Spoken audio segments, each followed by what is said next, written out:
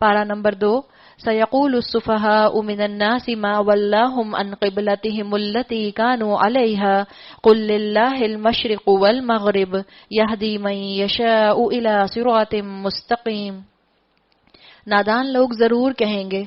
अच्छा, यहाँ पर थोड़ा सा आप इसका पस मंजर देख लें कि ये आयात जो हैं वो किस बैकग्राउंड में, किस कॉन्टेक्स्ट में आई हैं। हमने बात की थी अभी कि जब अल्लाह के रसूल सल्लल्लाहु अलैहि वसल्लम मक्का में थे तो आपका किबला वही था जो मूसा अलैहिस्सलाम का किबला था, जो मूसा अलैहिस्सलाम की शरीयत में किबला था, बैतुल मुक़द्दस।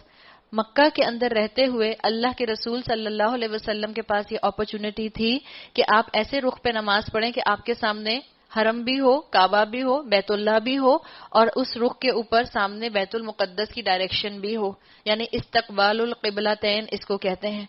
दोनों किबलों का इस्तकबाल हो जाना, दोनों किबलों के सामने आ जाना, ये चीज मक्का में तो पॉसिबल थी। अब जब अल्लाह के रसूल सल्लल्लाहु अलैहि वसल्लम को मदीना आना पड़ा, और हम सब जानते हैं कि अल्लाह के रसूल सल्लल्लाहु अलैहि वसल्लम खुशी खुशी मदीना नहीं आए थे। आपको मक्का से खास उनसियत थी, खास अटैचमेंट थी, आपको मक्का खास पसंद था, लेकिन कुफार ने माहौल ऐसा कर दिया था कि अल्लाह के रसूल सल्लल्लाहु अलैहि वसल्लम को मक्का छोड़कर जाना पड़ा। और अल्लाह के रसूल जब मक्का छोड़कर गए हैं तो अल्लाह के रसूल जब मदीना में अब रुक करके बैतुल मुक़द्दस की तरफ नमाज पढ़ा करते थे, तो अब मामला ये था कि अब बैतुल मुक़द्दस की डायरेक्शन में नमाज पढ़ते हुए काबा आपकी बैक पर आता था। अल्लाह के रसूल सल्लल्लाहु अलैहि वसल्लम को ये चीज बहुत रंजीदा करती थी, इसलिए कि आपको काबा के साथ खास उनसियत थी, खास अटैचमेंट थी। तो अब ये जो यहाँ पर लोग आए यहूदी, इन लोगों ने जब ये देखा कि अल्लाह के रसूल सल्लल्लाहु अलैहि वसल्लम मदीना आकर इन्हीं के बैतुल मुक़द्दस की तरफ रुक करके नमाज पढ़ रहे हैं, तो इनको ये अंदाजा हो गया कि अच्छा ये तो हम ही में से हैं, ये कोई अलग से शरीयत लेकर नहीं आए, ये तो वही कौम है, ये तो वही अमल कर रहे हैं जो मूसा अलैहिस्सलाम की शरीयत में हम करते रहे हैं। तो इनके बारे में यहाँ पर अब आयात आ रही हैं। अब जब अल्लाह ताला ने तहवील क़िबला किया तो उसके बाद अल्लाह ने प्रीएम्प्ट किया यहूदियों की बात को, इसलिए अल्लाह ने कहा नादान लोग जरूर कहेंगे। अल्लाह प्रीएम्प्ट कर रहा है सिचुएशन को। इन्हें क्या हुआ कि पहले ये जिस किबले की तरफ रुक करके नमाज पढ़ते थे उससे यकायक फिर गए। ए नबी सल्लल्लाहु अलैहि वसल्लम, मशरिक और मगरिब सब अल्लाह के हैं, अल्लाह जिसे चाहता है सीधी राह दिखा देता है। जैसे आज दीन की बात जो हम करते हैं, अगर उसमें कंफ्यूजन होने लगे आपको, तो आप फौरन एक काम किया करें।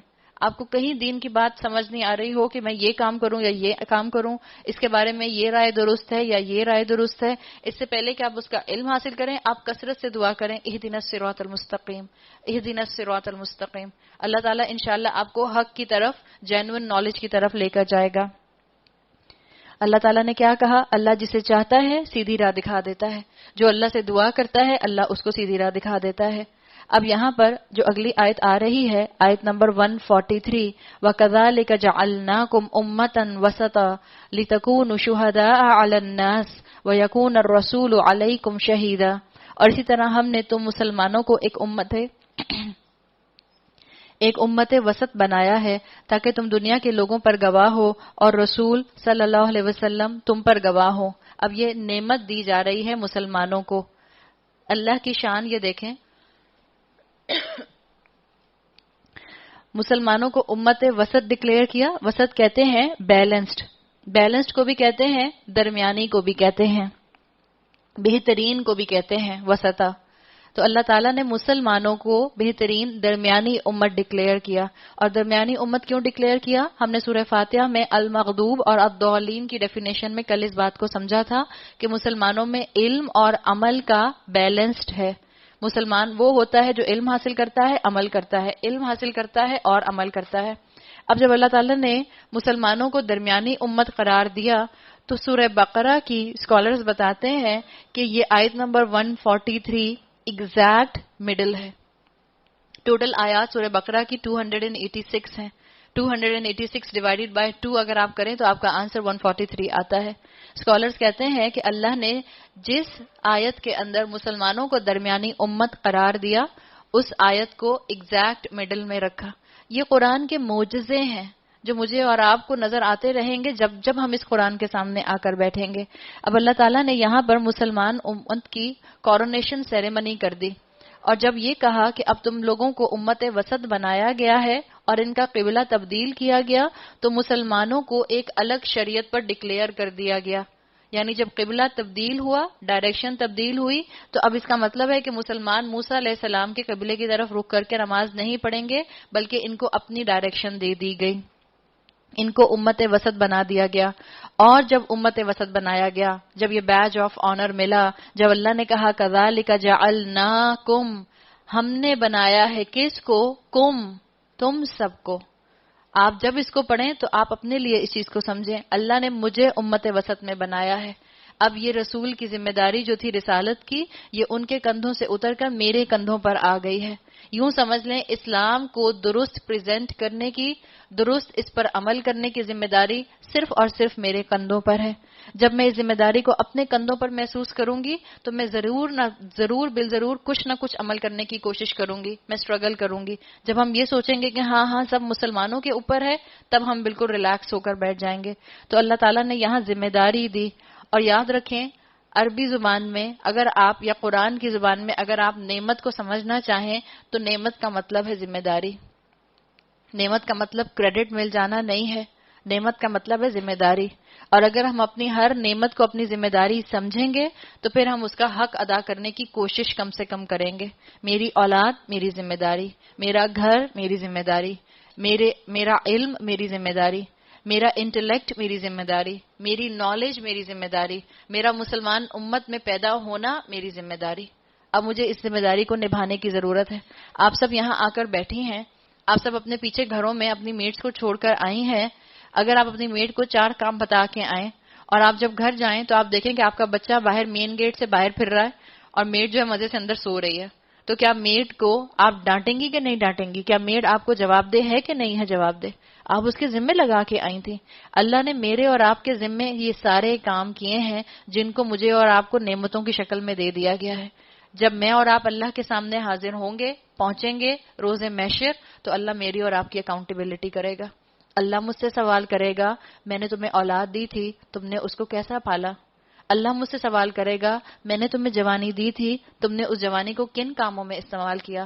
رسول اللہ صلی اللہ علیہ وسلم کی حدیث کا مفہوم ہم جانتے ہیں، جس میں آتا ہے کہ ابن آدم کے قدم 5 سوالوں کا جواب دیے بغیر اپنی جگہ سے روز محشر ہل نہیں سکیں گے، جس میں ایک اس کی زندگی، اس کی جوانی، اس کا مال، اس کا وقت اور اس کی دیگر نعمتیں آ جاتی ہیں. کن چیزوں میں خرچ کیا؟ اللہ نے جو جوانی دی تھی اس کو کہاں لگایا، کہاں کھپایا، کہاں اپنی محنت لگائی، کہاں اپنا انٹلیکٹ لگایا، کہاں اپنی ذہانت کو استعمال کیا؟ یہ جو اللہ نے اتنا وقت دیا تھا اس کو کہاں استعمال کیا؟ رسول اللہ صلی اللہ علیہ وسلم کی حدیث کا مفہوم آتا ہے کہ 2 چیزیں ایسی ہیں جو کثرت سے انسانوں کو دی گئی ہیں اور انسان کثرت سے اس کی ناشکری کرتے ہیں. اس میں ایک ہے صحت اور دوسرا ہے وقت. ہم میں سے زیادہ تر کے پاس تو الحمدللہ صحت ہے، یا اگر ہم اپنے بھی لائف سپین کو دیکھیں تو میجورٹی آف دا ٹائم تو ہمارے پاس اکثریت میں تو صحت ہی رہتی ہے. بیمار تو ہم کم پڑتے ہیں، زیادہ تر تو ہمارے پاس صحت رہتی ہے. اگر آپ اپنے رمضان کی روٹین کے علاوہ باقی 11 مہینوں کو دیکھیں تو آپ کو خود محسوس ہوگا کہ ہم فارغ زیادہ رہتے ہیں، مصروفیت تو کم ہی آتی ہے. اللہ کے رسول نے کہا کہ ان 2 نعمتوں کا سب سے زیادہ کثرت سے ناشکری کی جاتی ہے. تو ہم مسلمان اپنے امت وسط ہونے کی ذمہ داری ادا کرنے کی پوری کوشش کریں.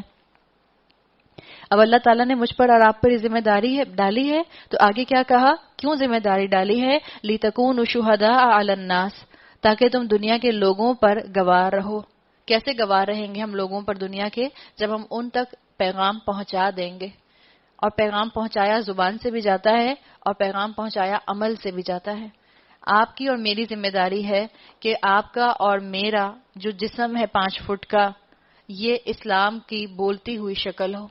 میرا کردار اسلام کی زبان بن جائے، میرے معاملات نبھانا اسلام کی ریفلیکشن بن جائے. لوگ میرے اس 5 فٹ کے جسم کے ذریعے اسلام کی خوبصورتی دیکھیں. یہ ہے میری اور آپ کی ذمہ داری. پھر آپ اور میں لوگوں پر گواہ بنیں گے. اور کیا ہوگا؟ وَيَكُونَ الرَّسُولُ عَلَيْكُمْ شَهِيدًا، اور رسول صلی اللہ علیہ وسلم تم پر گواہ بن جائیں گے. یہ اللہ تعالیٰ نے مسلمانوں کی کورونیشن سیریمنی کی، اور جتنا بڑا انعام اتنی بڑی ذمہ داری. اپنے اپنے کندھوں پر ہمیں اس ذمہ داری کو محسوس کرنے کی ضرورت ہے۔ پہلے جس طرف تم رخ کرتے تھے اس کو تو ہم نے صرف یہ دیکھنے کے لیے قبلہ مقرر کیا تھا کہ کون رسول کی پیروی کرتا ہے اور کون الٹا پھر جاتا ہے۔ اللہ تعالیٰ نے بتا دیا کہ یہ جو اللہ تعالیٰ نے مکہ کی بجائے بیت المقدس کو قبلہ بنایا ہوا تھا وہ اس لیے بنایا ہوا تھا کہ تاکہ اللہ دیکھے کہ کون اس رسول کی پیروی کرتا ہے۔ یعنی اسکالرز کہتے ہیں کہ جب مکہ میں تھے تو اس وقت جو یہود کے ایریا میں مسلمان ہو رہے تھے، جو مدینہ میں مسلمان ہو رہے تھے، اس وقت اللہ تعالیٰ ان کا امتحان لے رہا تھا کہ یہ کس رخ پر نماز پڑھتے ہیں، کس رخ کو، کس ڈائریکشن کو اپنا قبلہ بناتے ہیں۔ اور جب مسلمان جن کو انسیت تھی، جو ہجرت کر کے مدینہ آئے تھے، جب یہ مدینہ آ گئے اور ان کو کعبے کی طرف بیک کرنی پڑتی تھی تو ان کا امتحان بھی ہو گیا کہ کون رسول کی پیروی کرنے والا ہے اور کون اپنی خواہشات کی پیروی کرنے والا ہے۔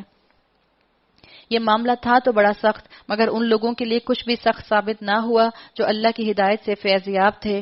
وَمَا كَانَ اللَّهُ لِيُضِيعَ إِيمَانَكُمْ، اللہ تمہارے اس ایمان کو ہرگز ضائع نہ کرے گا۔ ایمان یہاں پر تمام صحابہ کا کنسنسس ہے کہ اس آیت نمبر 143 میں یہ جو لِيُضِيعَ إِيمَانَكُمْ کا الفاظ آئے ہیں، اس میں ایمان سے مراد نماز ہے۔ یہودی جو تھے وہ مسلمانوں کو یہ کہا کرتے تھے کہ جو تم نے مدینہ میں آ کے کچھ عرصہ 16-17 مہینے اس رخ پر نمازیں پڑھی ہیں تو اس کا مطلب ہے تمہاری تو ساری نمازیں ضائع ہو گئیں، تمہارا قبلہ تو حرم تھا، کعبہ تھا۔ تو وہ کہا کرتے تھے کہ تمہاری نمازیں ضائع ہو گئیں، مسلمانوں کو پریشان کیا کرتے تھے۔ اور جو ذرا کم علم والے مسلمان ہوتے تھے، کمزور ایمان والے مسلمان ہوتے تھے، جو نئے نئے مسلمان ہوئے تھے، ان کے دل میں یہ پریشانی ہو گئی کہ کہیں ہماری نمازیں واقعی ضائع تو نہیں ہو گئی جو ہم نے 16-17 مہینے بیت المقدس کے رخ پر نماز پڑھی ہے۔ تو ان کی بات کا جواب دیا گیا کہ اللہ تمہاری نماز کو ہرگز ضائع نہ کرے گا، یقین جانو۔ اور ایک چیز اور، ایمان، جو ایمان کا دعویٰ کرتا ہے اس کی زندگی میں نماز ہوتی ہے۔ ہم سب اپنے آس پاس اپنے رشتہ داروں میں ایسے مسلمان دیکھتے ہیں جو نمازیں نہیں پڑھتے۔ اب آپ کا اور میرا کام ہے کہ ہم ان کو اس نماز پڑھنے کی ترغیب دیں، کم سے کم بولیں تو، 1 دفعہ 2 دفعہ 3 دفعہ کہیں تو، اس لیے کہ جو ایمان کا دعویٰ کرتا ہے، جو کہتا ہے لا الہ الا اللہ محمد رسول اللہ، اس کو تو اب یہ بات واضح کرنی ہی کرنی ہے کہ وہ نماز پڑھ کر یہ پروف دے کہ وہ اللہ کا فرما بردار ہے، اللہ کی عبادت دن میں 5 مرتبہ کرتا ہے۔ تو اللہ نے کہا کہ اللہ تمہارے ایمان کو ہرگز ضائع نہ کرے گا، یقین جانو کہ وہ لوگوں کے حق میں نہایت شفیق اور رحیم ہے۔ اے نبی صلی اللہ علیہ وسلم، یہ تمہارے منہ کا بار بار آسمان کی طرف اٹھنا ہم دیکھ رہے ہیں، لو ہم اسی قبلے کی طرف تمہیں پھیرے دیتے ہیں جسے تم پسند کرتے ہو۔ روایات میں آتا ہے کہ اللہ کے رسول صلی اللہ علیہ وسلم جب مدینہ تشریف لائے اور آپ بیت المقدس کے رخ پر نماز پڑھا کرتے تھے، اور بیت المقدس جو ہے وہ مدینہ کے نارتھ میں تھا اور مکہ مدینہ کے ساؤتھ میں تھا، تو جب اللہ کے رسول کو مکہ کی طرف بیک کرنی پڑتی تھی تو آپ کو بہت دکھ ہوتا تھا۔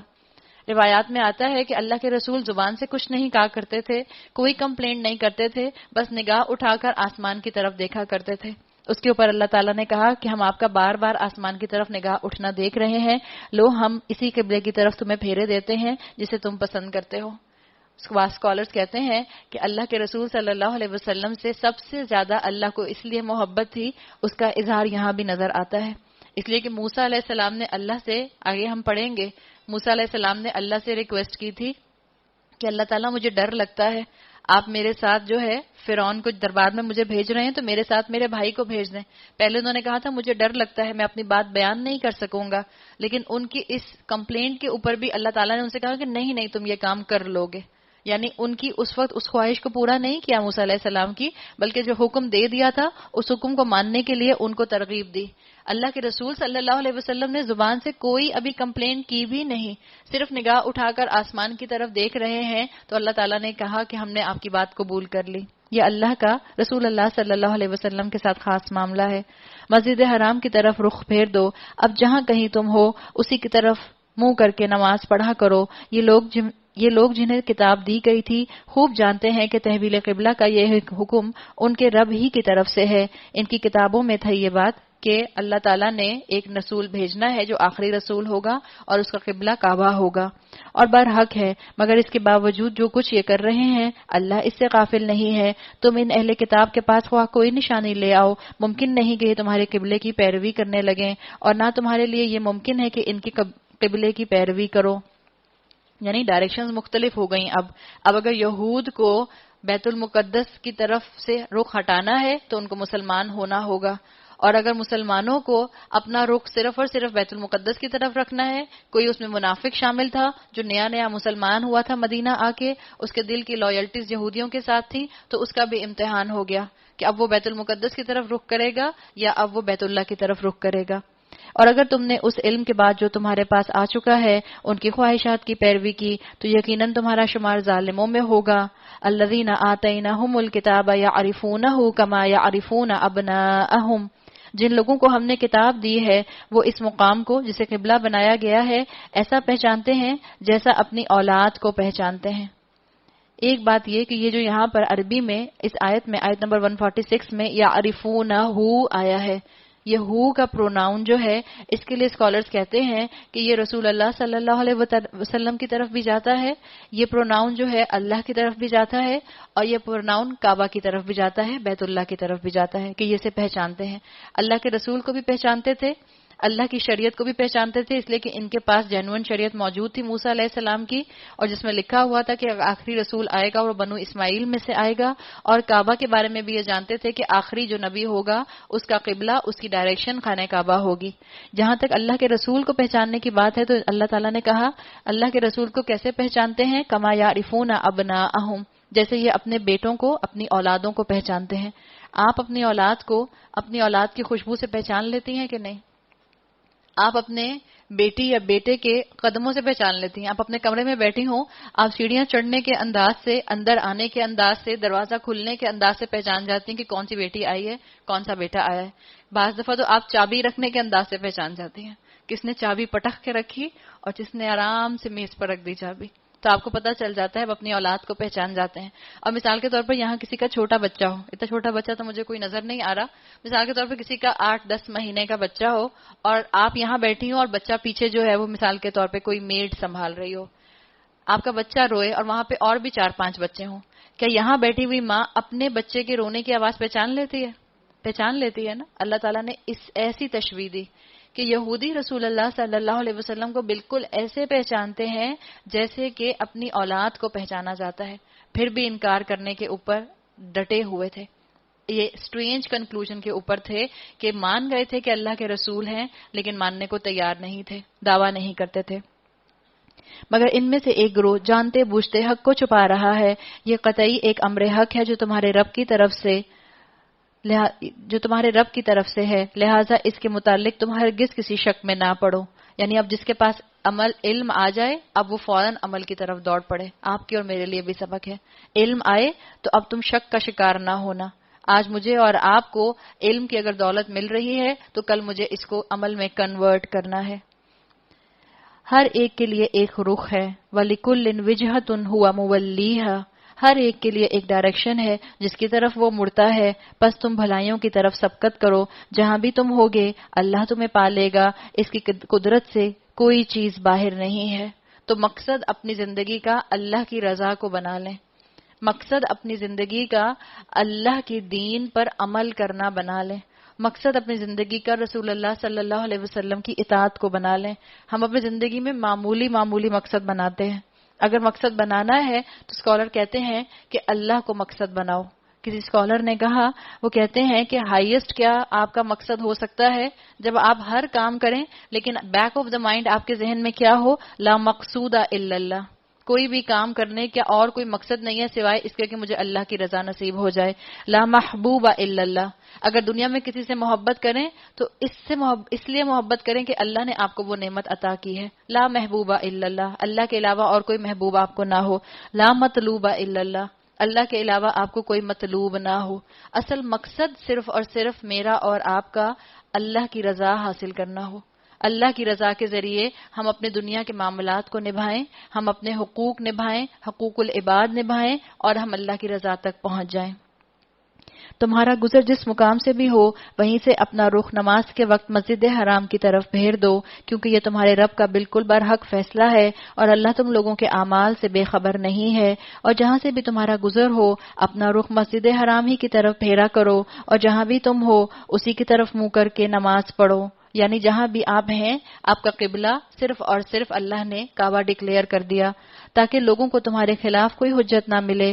ہاں ان میں سے جو ظالم ہیں ان کی زبان کسی حال میں بند نہ ہوگی, تم ان سے نہ ڈرو. اللہ نے کیا کہا؟ فلا تخشوہم, تو ان سے مت ڈرو, وخشونی, تم مجھ سے ڈرو.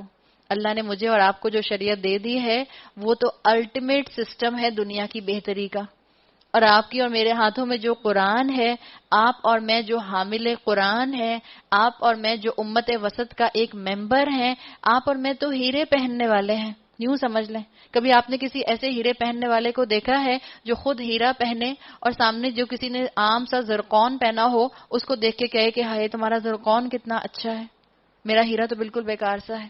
ہیرا رکھنے والے شرمائیں اور شیشہ رکھنے والے اترائیں. ایسا حال ہم مسلمانوں کا آج ہو گیا ہے. جو کتاب آپ کی اور میرے ہاتھ میں ہے اس کے معجزات تو کبھی ختم نہیں ہوں گے, اس لیے کہ موسیٰ علیہ السلام کا معجزہ آنکھوں سے دیکھنے والا تھا, صالح علیہ السلام کا معجزہ آنکھوں سے دیکھنے والا تھا, ہود علیہ السلام کا معجزہ آنکھوں سے دیکھنے والا تھا, عیسیٰ علیہ السلام کا معجزہ آنکھوں سے دیکھنے والا تھا, رسول اللہ صلی اللہ علیہ وسلم کا معجزہ پڑھنے والا ہے, جس کو پڑھ کر اس کے خزانے تلاش کیے جاتے ہیں, جس کے خزانے کبھی ختم نہیں ہوں گے. قرآن کی ہر آیت میں ایک معجزہ موجود ہے. ضرورت اس بات کی ہے کہ ہم اپنی زندگیوں میں سے اس کتاب کے لیے وقت نکالیں. تو اللہ نے کہا تم ان سے مت ڈرو جو تمہارے لیے باتیں کرتے ہیں, جو تمہیں مختلف ٹائٹلز دیتے ہیں, تو مجھ سے ڈرو, اور اس لیے کہ میں تم پر اپنی نعمت پوری کر دوں, اور اس توقع پر کہ میرے اس حکم کی پیروی سے تم اسی طرح فلاح کا راستہ پاؤ گے جس طرح تمہیں اس چیز سے فلاح نصیب ہوئی کہ ہم نے تمہارے درمیان خود تم میں سے ایک رسول بھیجا. دیکھیں وہی آیت آ گئی, آیت نمبر 151, رسولا منکم یتلو علیکم آیاتنا ویزکیکم. اب یتلو علیکم کے بعد, تلاوت کے بعد پہلے یہاں پر سیکوینس بدل گیا, یزکیکم آ گیا. پچھلی آیت میں یزکیکم بالکل آخر میں آیا تھا. ویعلمکم الکتاب, اور وہ تمہیں کتاب کی تعلیم دیتا ہے. اور کیا کرتا ہے؟ حکمت کی تعلیم دیتا ہے. والحکمت ویعلمکم ما لم تکونوا تعلمون, اور وہ تمہیں وہ باتیں سکھاتا ہے جو تم نہیں جانتے تھے. اللہ تعالیٰ نے بتا دیا کہ یہ رسول تمہیں مورل ویلیوز بھی سکھاتے ہیں. شریعت بھی نافذ کرو, اپنے لاز کو بھی صحیح کرو, اپنے قانون کو صحیح کرو, اور اپنے مورل لاز بھی درست کر لو, تاکہ اللہ تعالیٰ قدم قدم پر تمہیں فائدہ پہنچائے. جب تم قدم قدم پر رسول کی صلی اللہ علیہ وسلم کی سنت کو فالو کرو گے. اللہ نے کہا فاذکرونی اذکرکم, تم مجھے یاد رکھو میں تمہیں یاد رکھوں گا. کس کا دل کر رہا ہے کہ میں اللہ کو فوراً یاد کر لوں؟ آپ کو کوئی انسان بہت پسند ہو, کوئی ایسی پرسنالٹی, جتنی یہاں بچیاں بیٹھی ہیں, بچیوں کی پرسنالٹی فیوریٹ کیا ہوتی ہے؟ کوئی پلیئر, کوئی ایکٹر, اور کیا ہو سکتا ہے؟ کوئی اینکر, کوئی سنگر.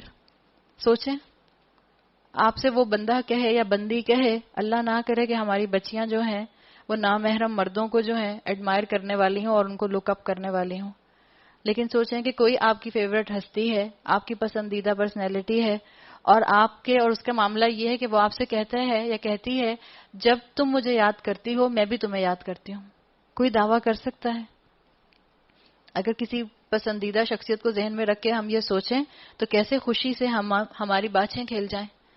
اس وقت آپ کی اور میرے لیے خوشی کا مقام ہے. اللہ نے کہا فاذکرونی, تم مجھے یاد کرو, اذکرکم, میں تمہیں یاد کروں گا.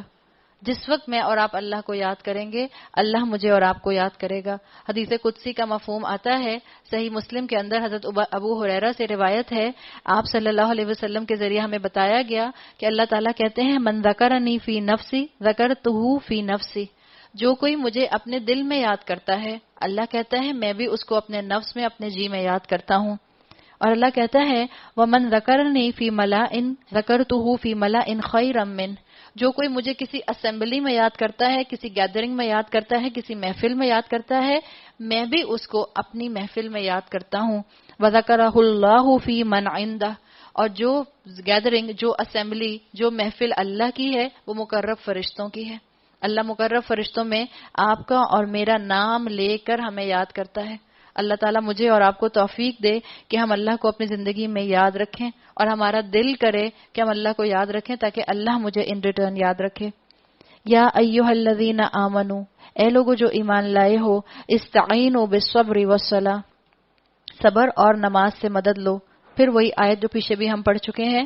کس چیز کے لیے صبر اور نماز سے مدد لو؟ اللہ نے ٹولز دے دیے آپ کو اور مجھے زندگی گزارنے کے، آزمائشوں سے گزرنے کے، خوشیوں میں کنٹرول رہنے کے. صبر اور نماز، ان دونوں کا سہارا لو. اللہ صبر کرنے والوں کے ساتھ ہے. اور جو لوگ اللہ کی راہ میں مارے جائیں انہیں مردہ نہ کہو، ایسے لوگ تو حقیقت میں زندہ ہیں مگر تمہیں ان کی زندگی کا شعور نہیں. بل احیاء ولکن لا تشعرون، تمہیں ان کی زندگی کا شعور نہیں ہے. اللہ تعالیٰ نے یہاں پر بتا دیا کہ جو لوگ اللہ کی طرف چلے جائیں، یعنی جو اللہ کے راستے میں مارے جائیں اور صبر آزما سب سے زیادہ زندگی کا مرحلہ موت ہوتا ہے. موت کے مرحلے کو یہاں بیان کر دیا گیا کہ لمن یقتل فی سبیل اللہ امواتا، جو اللہ کی راہ میں شہید ہوں. شہید تلوار سے بھی ہو سکتا ہے، شہید اللہ کی راہ میں بیان کرنے سے بھی ہو سکتا ہے، شہید اللہ کی راہ میں نکلا ہوا ایک عالم بھی ہو سکتا ہے، اور شہید اللہ کی راہ میں نکلا ہوا قاری بھی ہو سکتا ہے. جو اللہ کی راہ میں شہید ہو، اللہ تعالیٰ نے کہا کہ اس کو تم مردہ نہ کہو. شہید کا درجہ احادیث کے اندر بہت زیادہ کثرت سے بیان کیا گیا ہے، اور شہادت کی موت کے لیے بہت بہت درجات بھی بیان کیے گئے ہیں. ایک حدیث آتی ہے جس کا مفہوم ہے، اور اللہ کے رسول صلی اللہ علیہ وسلم نے یہ کہا ہے اس کے اندر کہ جس نے شہادت کی تمنا نہیں کی ایک بھی مرتبہ، اس انسان میں منافقت ہے. یعنی مجھے اور آپ کو زندگی میں ایک مرتبہ کم سے کم ضرور شہادت کی موت کا انتظار کرنا چاہیے یا اللہ سے دعا کرنی چاہیے. شہید کے لیے آتا ہے کہ شہید کو اللہ تعالیٰ عالم برزخ میں نہیں رکھتے. باقی عام انسان جو فزیکل ڈیتھ جن کی ہوتی ہے ان کو عالم برزخ میں سٹے کرنا ہوتا ہے، انتظار کرنا ہوتا ہے کہ جب تک قیامت قائم نہیں ہوگی، ان کا حساب کتاب نہیں ہوگا، ان کو جنت یا دوزخ جس ڈیسٹینیشن پر بھیجنا ہے اس کا فیصلہ نہیں کیا جاتا. عام انسان عالم برزخ میں رکھا جاتا ہے. شہید کا معاملہ کیا ہے؟ شہید کو عالم برزخ میں نہیں رکھا جاتا. احادیث کی مفہوم میں آتا ہے، اللہ کے رسول صلی اللہ علیہ وسلم نے فرمایا کہ اللہ شہداء کو پرندوں کی شکل میں جنت میں چھوڑ دیتے ہیں، اور وہ پرندے سارا دن، اب وہ دن کی کیا لینتھ ہے جنت کے دن کی واللہ عالم، اللہ بہتر جانتا ہے. وہ جو شہید ہیں وہ سارا دن جنت میں اڑتے پھرتے ہیں، انجوائے کرتے رہتے ہیں، اور جب رات ہوتی ہے، جنت کی رات کیسی رات ہے واللہ عالم، اللہ ہمیں نصیب کرے کہ ہم وہاں پہنچ سکیں. اور جب رات ہوتی ہے تو وہ اللہ کے عرش کے نیچے شینڈلیر لٹک رہے ہیں، یعنی جنت الفردوس کی جو چھت ہے اس میں شینڈلیر لٹک رہے ہیں، ان شینڈلیئرز میں جا کے سو جاتے ہیں. دل نہیں چاہ رہا شہید ہونے کا؟ جب آپ ایسی ایسی احادیث پڑھیں تب تو خواہش پیدا ہوتی ہے. تو ایک دفعہ ضرور تمنا اپنی زندگی میں رکھیں کہ اللہ ہمیں شہادت کی موت نصیب فرمائے. پھر آگے اللہ تعالیٰ نے کہا ان اللہ مع الصابرین، اللہ جو ہے وہ صبر کرنے والوں کے ساتھ ہے. وَلَا نَبْلُوَنَّكُمْ بِشَيْءٍ مِّنَ الْخَوْفِ وَالْجُوعِ وَنَقْصٍ مِّنَ الْأَمْوَالِ وَالْأَنفُسِ وَالثَّمَرَاتِ. اللہ تعالیٰ نے یہاں پر اب جنت کے ساتھ ہی بتا دیا آزمائش کا وعدہ. وَلَنَبْلُوَنَّكُمْ، اور ہم ضرور بالضرور یقیناً. آپ میں سے جو لوگ تجوید کے اسٹوڈنٹ ہیں یا آپ میں سے جن لوگوں کو اندازہ ہے کہ یہ جہاں پر قرآن میں نون کے اوپر تشدید آتی ہے، تشدید پتہ ہے نا آپ کو، یہ جو ڈبلیو کی شکل میں چھوٹا سا ایک سمبل ہوتا ہے، ایک حرکت ہوتی ہے، جہاں پر بھی نون کے اوپر تشدید آتی ہے اس کو آپ کتنی مرتبہ پڑھتے ہیں؟ 3 ٹائمز. جیسے اگر آیا یہاں پر وَلَنَبْلُوَنَّكُمْ، تو جب آپ اس کی تلاوت کریں گی آپ کہیں گی وَلَنَبْلُوَنَّكُمْ. آپ 3 کاؤنٹ کا یہاں پر غنہ کرتے ہیں، صحیح؟ اب اس غنہ کو کرنے کا مقصد کیا ہے؟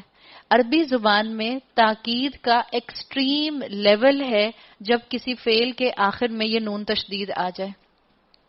تاکید کا انتہائی درجہ، سٹریس کا لاسٹ لیول. یعنی کیا اللہ کا یہاں پر اگر ہم عربی سے قریب ترجمہ کریں تو اس کا ترجمہ ہوگا اللہ کہہ رہا ہے اور البتہ ضرور بالضرور یقیناً ہم تمہیں ضرور آزمائیں گے. اللہ کا تو ایک دفعہ کہنا بھی کافی تھا، لیکن اتنی تاکید کے ساتھ کہنے کا مطلب یہ ہے کہ جو ایمان کا دعویٰ کرے گا، جو کلمہ پڑھے گا، اب اس کے اوپر آزمائشیں آئیں گی. اب اللہ اس کو آزمائے گا. تو اللہ نے جب جنت کی بات کی کہ جنت میں رہنے والے شہید ہوں گے تو فوراً اللہ نے آگے جنت کے ساتھ آزمائش کا وعدہ بھی کر دیا کہ تمہیں ضرور خوف اور خطر، فاقہ کشی، جان و مال کے نقصانات اور آمدنیوں کے گھاٹے میں مبتلا کر کے تمہاری آزمائش کریں گے. ان حالات میں جو لوگ صبر کریں اور جب کوئی مشکل پڑے تو کہیں انا للہ و انا الیہ راجعون، ہم اللہ ہی کے ہیں اور اللہ ہی کی طرف ہمیں پلٹ کر جانا ہے. تو کیا کرو؟ ان کو کیا کہو؟ انہیں خوشخبری دے دو، ان پر ان کے رب کی طرف سے بڑی عنایات ہوں گی، اس کی رحمت ان پر سایہ کرے گی اور ایسے ہی لوگ راست رو ہیں. آزمائش کی بھٹی میں مومن جاتا ہے تو اس کا سبقت اللہ مضبوط ہو جاتا ہے. اور مشکلات کا آنا اسکالرز کہتے ہیں اس بات کو شو کرتا ہے کہ انسان نے، مسلمان نے اپنی جنت کی پیمنٹ دینا شروع کر دی ہے. آپ کہیں پر کسی چیز کی قسطیں دے رہی ہوتی ہیں تو کیا کرتے ہیں؟ آپ کی فرسٹ انسٹالمنٹ، دوسری انسٹالمنٹ، مثال کے طور پر آپ نے 10 انسٹالمنٹ دینی ہے تو 5 6 7 کے بعد اس کا مطلب ہے کہ چیز اب آپ کی ہونے لگ گئی. تو اسکالرز کہتے ہیں کہ جس مسلمان کے اوپر آزمائشیں آئیں اور وہ ہر آزمائش اس کو اللہ کے قریب کر دے تو وہ سمجھ لے کہ وہ بندہ اللہ کی جنت کی پیمنٹ ادا کرنا شروع ہو گیا ہے، وہ اللہ کی بنائی ہوئی جنت کی پیمنٹ کر رہا ہے. تو مجھے اور آپ کو صبر کرنا ہے. جنت کس کو ملے گی؟ وبشر الصابرین، جو صبر کرنے والے ہیں ان کو اللہ جنت دے گا، ان سے اللہ کے وعدے ہیں.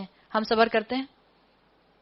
ہم وہ کہتے ہیں نا God give me patience but soon, اللہ مجھے صبر دے دے میں جلدی سے. صبر ایسے نہیں آتا. ہم پہلے خوب واویلا مچا لیتے ہیں، خوب شور کر لیتے ہیں، خوب دل کی بھڑاس نکال لیتے ہیں، اس کے بعد کہتے ہیں اچھا بہن میں تو صبر کروں گی.